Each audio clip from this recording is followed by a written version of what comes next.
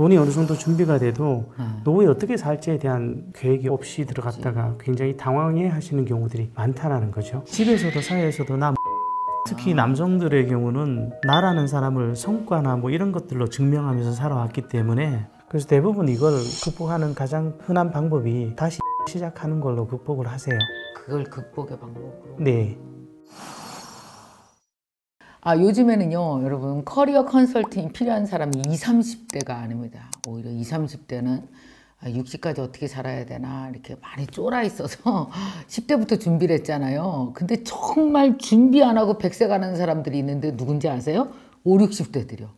어쩜 그렇게 이렇게 준비를 안 할까? 어떻게 되겠지라는 요행적인 생각도 하면서 가는데, 그래서 어쨌든 결론적으로는 우리 다 조금씩 불안하긴 한데 대안은 없어. 그래서 어떻게 좀 견뎌봐야지 이런 상황인데, 자, 한번 우리 100세 시대에 정말 퇴직을 딱 해도 좋은 건지 아니면은 하면 안 되는 건지요. 뭔가 방법은 있는 것인지 한번 좀 얘기를 나눠보았으면 좋겠습니다. 그래서 오늘 정도영 소장님 모셨는데요. 정도영 소장님은 사람과 직업 연구소 대표이시고, 그리고 아주 오랫동안 사람과 직업에 대해서 연구를 해오신 분이라서 우리에게 좋은 이야기 많이 해주실 수 있을 것 같습니다. 안녕하세요, 소장님. 반갑습니다. 네, 안녕하십니까. 반갑습니다. 네. 우리 지금 물어볼 말이 너무 많아갖고 네. 우선 인사 좀 해주세요. 네. 예. 안녕하십니까.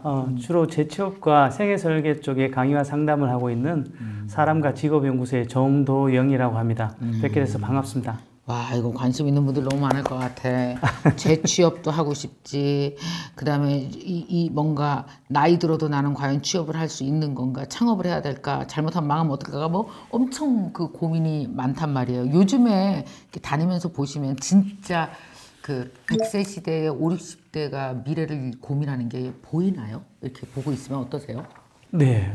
주로 제가 보는 쪽들은 주로 대기업이나 공공기관 퇴직자분들이 많으셔서 사실은 상대적으로 조금 더 안정적인 위치에 계신 분들이죠. 그렇죠. 근데 이게 오히려 조금 상대적으로 안정적인 위치에 계신 분들이 네. 그 다음 수순에 대한 고민은 약간 덜 하신 경우도 많으세요. 근데 고민 안 해도 평생 잘 살 수 있는 구조세요? 들여다보면 그분들? 평생까지는 모르겠는데 그냥 소소하게 그냥 생활하시려면 충분히 생활하실 수 있는 정도 수준으로 일을 해오셨기 때문에 네. 그게 이제 장점이기도 한데 근데 문제는 사실 퇴직 이후의 문제는 돈만의 문제는 아니거든요. 그래서 생각지도 못한 곳에서 발목들을 잡히는 경우들이 많죠. 대표적인 게 이제 직업 문제를 좀 간과하셨다가 네. 굉장히 빠르게 무기력해지는 경우가 생긴다든지 하는. 예. 그냥 나는 그냥 한 달에 그냥 살살 쓰면서 한 달에 4, 500 있으면 우리 부부가 아껴 쓰면 살 수 있어. 국내 여행이건 국외여행 하나는 갈 수 있어. 이렇게 했다가 60 하나 60들 60셋이 됐을 때 닥치는 게 돈 문제가 아니란 얘기예요. 다른 거에 걸려요? 다른 문제들도 많이 있을 수 있는데 특히 이제 돈 문제를 제일 걱정하시지만 실제로는 돈이 어느 정도 준비가 돼도 노후에 어떻게 살지에 대한 계획이 없이 들어갔다가 굉장히 당황해 하시는 경우들이 많다라는 거죠. 예를 들면 잘 아시겠지만 퇴직하고 처음에는 그 주변에서 굉장히 신경을 많이 써주죠. 네. 그동안 고생을 워낙 많이 하셨으니까. 그렇지. 자제분들도 그렇고 배우자도 그렇고. 근데 이제 한 달, 두 달, 세 달 지나면 막 신경 써줘. 어머 아빠, 어떡해, 이러고 밥도 막 먹으러 오고 막 이러다가 네. 같이 여행도 다니다가 같이 여행도 다녀주고 네. 그동안 고생했으니까. 네. 그런데 석 달쯤 지나면 주변에 사람이 없어요. 애들도 끊어져. 혼자서 집을 지키고 계셔야 되는 문제가 발생을 하는 거죠. 그러면 이제 나 뭐 하는 사람이지? 라는 고민들이 본격적으로 들기 시작하는 거죠. 집만 지키기엔 너무 젊어. 그렇죠. 진짜로 젊어요. 예. 요즘 대표님 책에서도 17살 빼라고 쓰셨던 거 봤는데 실제로 예전 기준으로 하면 건강 나이는 0.8 정도로 곱하는 게 맞지 않나 싶은 생각이 맞아요. 듭니다. 그러면 예. 막 63세 남편이 집에 있는데 나 혼자 뭐 하나 막 이런 외로운 느낌 들었을 때 부인은 또 쏜살같이 나가잖아 아침에. 금방 배신감 느끼겠다. 보통 여성분들은 나이가 들어도 인적 네트워킹이 넓어지는 경우도 단단하죠. 많고요. 네. 단단하죠. 그에 비해서 남성들은 사실은 퇴직 이후에 인맥의 7, 80%가 한 번에 날아가 버리니까 인맥을 광화문에 두고 왔잖아. 강남에 두고 오거나 저기 맞아요. 두고 왔잖아. 그러니까 기댈 때가 가족밖에 없는데 가족들은 다 바쁘니까요. 그러면 우리 요새 100세 시대라고 하잖아요. 그러면은 요즘에 평균 퇴직 나이는 한 몇 살로 보는 게 맞아요? 입직과 퇴직은 사실 평생에 걸쳐서 빈번하게 하는데 네, 네. 중장년이가 의미 있는 퇴직은 네. 세 가지 정도로 볼 수 있을 것 같습니다. 첫 번째가 이제 주된 일자리에서 퇴직하는 게 있고요. 네. 여기서 주된 일자리는 주된 일자리. 그 사람이 한평생에서 가장 오래 다녔던 직장이거나 혹은 가장 소득이 높았던 직장을 말합니다. 그걸 주된 일자리라고 네네. 이미 오케이. 이 주된 일자리에서 퇴직하는 게 아. 21년 기준으로 49.3세였습니다. 근데 이게 굉장히 빠르게 낮아지고 그럼 있었거든요. 가장 임금도 피크를 쳤을 때가 그때겠네요? 네, 그렇습니다. 예. 그래서 실제로 그렇게 주된 일자리에서 퇴직을 하면 사실은 일자리들이 그 다음부터는 수준이 훨씬 그 점만 못하지, 낮아지는 당연히. 문제가 생기는 거죠. 그리고 두 번째가 이제 잘 알고 계시는 정년. 네. 예. 그리고 마지막으로 완전히 일에서 손 떼는 연령은 만 73세 정도 얘기가 나옵니다. 그럼 그때까지는 뭔가 일을 조금씩 다른 형태로도 뭔가를 하는 거죠. 그렇죠. 평균적으로 보면 73세까지는 어떤 식으로든 대한민국 사람들이 일을 한다라고 보시는 게 맞을 것 같습니다. 아, 그래요? 그냥 난 퇴직했으니까 59세 이후에 아무 일도 아무것도 안 해 그러고 그런 경우는 별로 없는 거예요? 그렇게 생각하시는 분들이 많은데 문제는 정작 그 시기가 지나가고 네. 퇴직해서 몇 달이 지나가면 이게 아니구나라는 걸 그때 느끼는 경우들이 많으신 거죠. 이때 나온 얘기예요? 은퇴 허니문이라는 용어가 있다면서요? 네네. 그거예요? 맞아요. 처음에 퇴직하면 특히 뭐 정년이나 주된 일자리에서 퇴직했을 때 그동안 오래 다니고 고생한 걸 사람들이 아니까 주변에서 이제 배우자나 자제분들이 그동안 고생하셨으니까 좀 쉬세요. 좀 여유 가지시고 좀 마음 편히 계세요. 이렇게 얘기를 하는데 다 그렇게 말해. 네. 근데 이제 처음에는 같이 가족끼리 여행도 좀 다니고 이러겠지만 좀 지나면 이제 한참 바쁠 때잖아요. 자녀들이. 다 바쁘지. 애들 막 30대인데. 바쁠 때고 배우자도 설사 전업주부라고 하더라도 자신만의 일상이 있으니까 결국에는 같이 해줄 사람이 별로 없다라는 거죠. 그래서 3개월 정도는 마음이 좀 편한데 그 이후에 보통 3개월쯤부터 심리적으로 굉장히 다운되기 시작해요. 그래서 6개월 전후에 보통 바닥을 치는 경우들이 많아요. 심리적으로 은퇴 후에 다운이 돼요. 네네. 그때 이제 퇴직 후유증이라는 것들이 본격적으로 불거지죠. 허니문 기간이 끝나고 나면. 네네. 허니문 기간 한 몇 개월 보세요? 3개월? 보통 3개월 정도. 성격 좀 급하시면 3개월 만에 끝나? 예. 그 이전에도 성격 급하신 분들 느끼실 수 있지만 통상 한 3개월 정도 봅니다. 아니 근데 생각해보니까 진짜 많은 사람들의 은퇴가 여기까지만 생각한 것 같아요. 지금 소장님 말씀하신 게 딱 맞는 게 그동안 고생하셨으니까 쉬세요. 이 얘기 일주일에 한 달 정도 해주는 걸 그 배우자의 은퇴, 아빠의 은퇴라고 생각한 거야 다들. 네. 근데 그분이 은퇴하신 분이 겪어야 될 3개월 후는 아무도 생각 안 한 것 같아요. 맞죠. 그래서 보통 그렇게 퇴직 후유증에 시달리는데 퇴직 후유증의 실체라는 게 집에서도 사회에서도 나 뭐 하는 사람이지? 라는 의문에 빠지게 되는 거죠. 특히 남성들의 경우는 나라는 사람을 성과나 뭐 이런 것들로 증명하면서 살아왔기 때문에 그냥 집에서 그냥 가만히 있는다? 쉽지 않죠. 최근에 여성들도 이런 부분은 익숙치 않을 겁니다. 그래서 대부분 이걸 극복하는 가장 흔한 방법이 다시 일을 시작하는 걸로 극복을 하세요. 그걸 극복의 방법으로? 네. 그러면 아까 말씀하신 대로 은퇴하고 나서도 다시 일하는 사람들이 훨씬 많은 거네요, 우리 사회에. 그렇죠. 일을 하기를 많죠. 원하고. 네. 기본적으로 이제 우리나라에서 아까 말씀드렸듯이 만 73세 정도에 평균적으로 은퇴한다 그랬잖아요. 그렇구나. 그 2023년 6월에 일자리 동향을 보면 65세에서 64세까지가 65.3%. 일해요. 예. 그리고 65세에서 69세까지가 52.2%. 반이 일을 해. 네. 거의 70세까지 일하는 거네, 반 정도가. 심지어 70에서 74세까지가 31.9%. 그러니까 3명 중에 1명은 계속 일을 한다라고 보시면 될 것 같습니다. 근데 이거 말할게요. 일을 하시는 분이 일을 하지 않는 분보다 정신건강 혹은 삶의 활력 이런 거 보실 때 어떠세요? 이렇게 인터뷰해보고. 상대적으로 훨씬 낫죠. 그래요? 예, 다만 이제 개인적으로 추천드리는 것은 60대가 넘어가고 뭐 70대가 넘어갈 때 예전처럼 막 하루 종일 풀로 쓰면서 죽으라고 일하는 뭐 그런 것보다는 그냥 일이 내 삶을 풍요롭게 만드는 하나의 축으로 작용하는 것을 제일 권하긴 합니다. 근데 이제 이런 경우는 있을 것 같아요. 아까 말한 대로 일이 내 삶을 풍요롭게 하는 일을 사회가 그렇게 많이 갖고 있지 않잖아요. 사실 이런 것에 대해서는 준비가 좀 필요한데 그래요? 그 준비가 잘 안 돼 있는 경우들이 굉장히 많죠. 그럼 내가 준비하면 얼추 맞게 좀 일자리 찾을 수는 있을 것 같으세요? 기본적으로 그런 것에 대한 고민들을 미리 해야 되고 아하. 실질적인 준비들을 해야 되는데 준비를 하려면 대상의 경력 목표가 잡혀야 하거든요. 근데 그 경력 목표를 잡으려면 또 자신의 특성이나 욕구에 대해서도 이해를 해야 되는데 사실 이런 숙고 과정이 그렇게 쉬운 것은 아니죠. 그 다들 그 일자리 퇴직하고 나면 이제 앞으로 뭐 해야 되나 이걸 사실 길게 오랫동안 준비하고 하는 게 아닌 사람들이 대부분이잖아요. 그렇죠. 사실 직장 다니기도 허덕허덕했었고. 맞습니다. 그래서 막상 훅 퇴직했어. 뚝 떨어졌어. 그러면 무슨 일들을 해요? 퇴직 후에 이분들이? 준비가 안 되면 사실 접근 가능한 일은 단순 업무뿐이죠. 준비를 조금이라도 하면 뭐 어떤 일을 하게 되나요? 예를 들면 제가 아는 분 중에 외국계 기업의 임원이셨는데 네. 나는 퇴직하면 1인 출판사를 해야 되겠다라고 결심을 하셨죠. 그래서 퇴직 전에 한 3년 정도를 그 출판 관련 인터넷 모임에서 활동을 했었었고요. 오케이. 그러면서 매니저까지 맡을 정도로 열심히 하셨는데 네, 네. 실제로 퇴직하셨을 때는 거의 그 시스템에 대해서 다 꿰고 계셨었죠. 그래서 실제로 창업을 하시고 오래지 않아 베스트셀러도 냈었었고요. 오, 그랬어요? 네. 그럼 이분 같은 경우는 자영업으로 가신 분인데 그렇죠. 자영업으로 가신 분은 통계상 한 몇 %나 돼요? 퇴직자들 중에?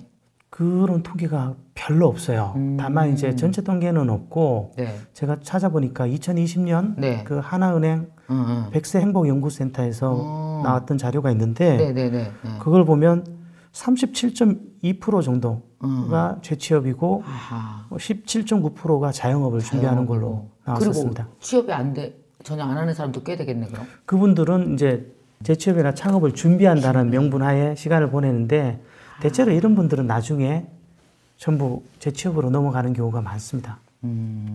그러네요, 진짜. 그 퇴직 후에 창업을 한다 그러면 어쨌든 퇴직금? 어쨌든 있는 돈을 네. 투자해서 하는 거잖아요. 창업에 도전했을 때 성공 확률이 좀. 사실 창업은 우선 고려 대상은 분명히 아닙니다. 퇴직하시는 분들한테. 아, 왜냐하면 한번 망하면 대차게 망한다라는 생각들을 많이 하시게 되죠. 그리고 회복하기가 어렵잖아요. 나이가 그렇죠. 많아서. 그런데도 실제로 보면 전체 퇴직자의 3분의 1 정도는 50대, 60대 정도인데요. 네.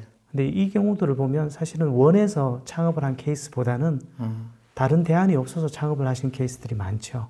그렇죠. 취업이 안 되고 뭐 이럴 경우 준비가 안 됐으면. 방금 말씀하신 성공률 같은 것들로 보면 2010년부터 2022년까지 중소벤처기업부에서 창업 제도전 지원 사업에 참여했던 사람들 대상으로 확인해 보니까 네네네.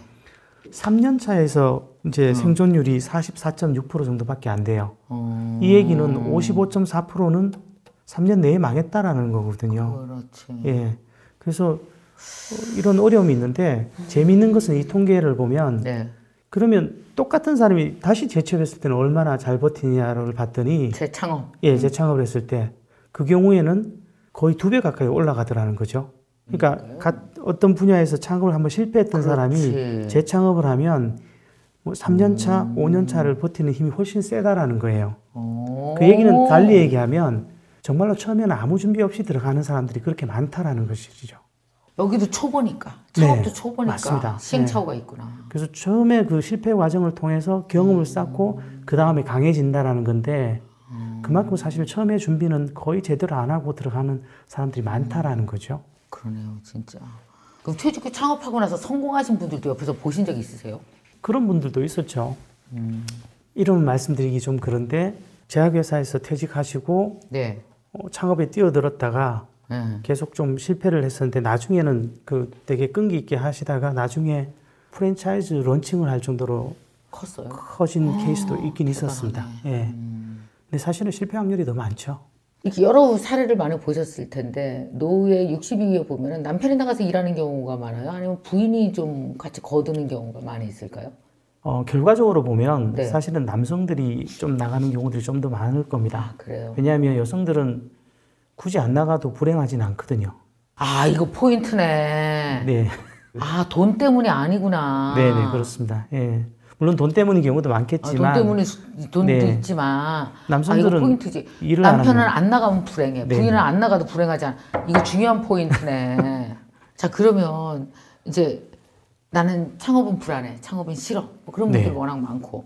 그래서 이제 재취업하시는 분들은 어때요? 이분들은 좀 이렇게 상황이 좀 더 낫나요? 창업하는 것보다? 사실은 재취업하시는 분들도 조금 어렵기는 마찬가지죠. 특히 누가 제일 어렵냐 하면 네.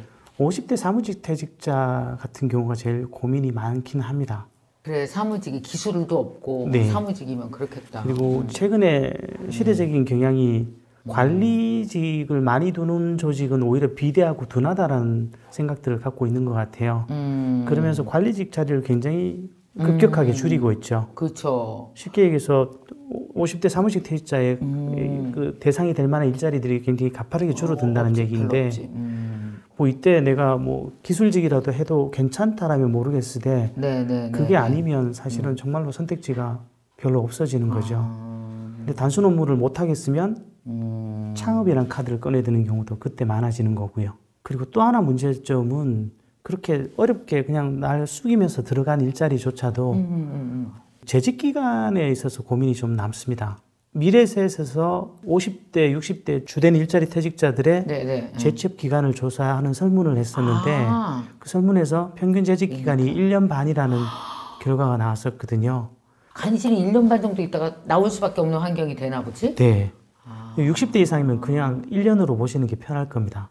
그게 무슨 취업이야 1년이. 그거는 근데 개인이 그게 좋아서 선택하는 문제가 아니고 그때부터는 제도적으로 계약직 비중이 압도적으로 올라가면서 오케이, 이런 오케이. 문제들이 발생을 하는 겁니다. 정규직이 아니고 계약직이니까 1년에 네. 한 번씩 하고 네.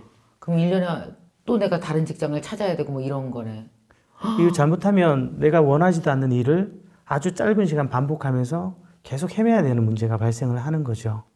거기다가 내가 좋은 회사에 임원이나 뭐 부장을 지냈다라는 것이 후광 효과로 다른 곳에 좀 옮기는데 도움이 되면 뭐 좋을 텐데 그런 것이 좀 지나고 나면 내가 좋은 데서 일했던 프라이드가 오히려 다음 선택지를 좁히는 문제가 발생하기도 합니다. 아 왜요? 예를 들면 이런 거죠.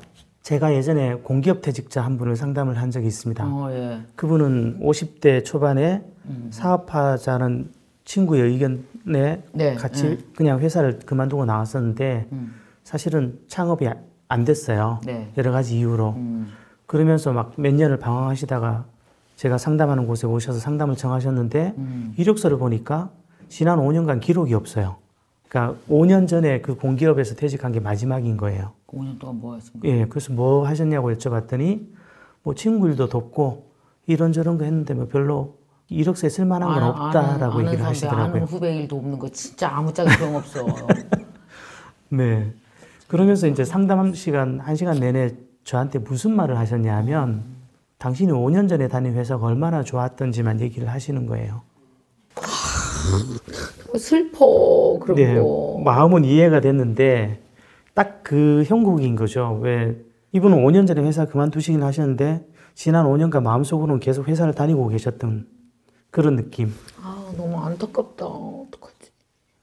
차라리 뭐가 됐건 그냥 일을 안 하건 하고 확 자리를 잡았으면 좋겠는데 그게 어정쩡한 자세로 얼마나 힘들었을까 그 사람. 그렇죠. 힘드시죠. 본인이 제일 힘드시죠. 근데 아직도 그 당시에도 모든 일자리 기준이 5년 전 회사와 자꾸 비교가 되는 거죠. 그럼 일자리 더 못 찾지. 그렇죠. 사실은 그때쯤 되면 이제 내려놓고 다시 출발을 하셔야 되는데 이게 내려놓는다라는 게 과거가 화려했던 사람일수록 더 어려운 일이니까요. 그럼 그런 분에게는 뭐라고 상담해 주셨어요?